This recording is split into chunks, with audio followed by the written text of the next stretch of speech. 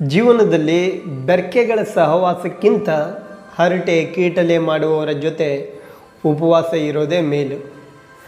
ನಗುವಿನ ನಾಟಕ ಏಕೆ? ಮಳೆಗಾಲ ಶುರುವಾಗಿದೆ, ಆರಂಭವಾಗಿದೆ. ಚೂರು ಹತ್ಬಿಡಿ, ಯಾರಿಗೂ ಕಾಣಲ್ಲ.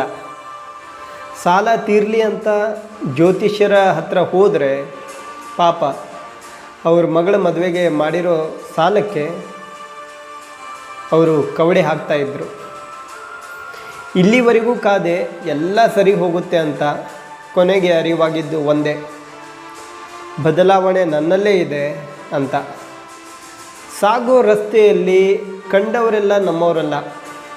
ತಾಳ್ಮೆ ಅನ್ನೋದು ಇದ್ದರೆ ಬದುಕಿನ ಪುಸ್ತಕದಲ್ಲಿ ಅಧ್ಯಯನ ಬರೆಯಬಹುದು.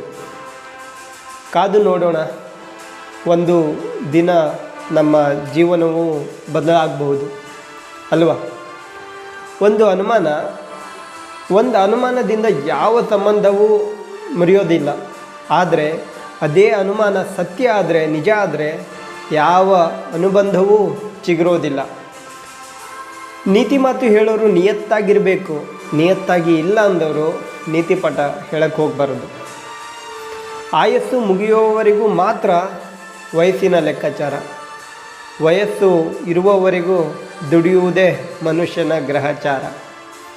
ಸಮಸ್ಯೆಗಳಿಗೆ ಖಂಡಿತ ಸಾವಿಲ್ಲ, ಅವು ಒಂಥರ ರೋಗಗಳಿದ್ದ ಹಾಗೆ. ಒಂದಕ್ಕೆ ಔಷಧಿ ಕೊಟ್ಟರೆ ಇನ್ನೊಂದು ಶುರುವಾಗುತ್ತೆ. ನಮಸ್ತೆ.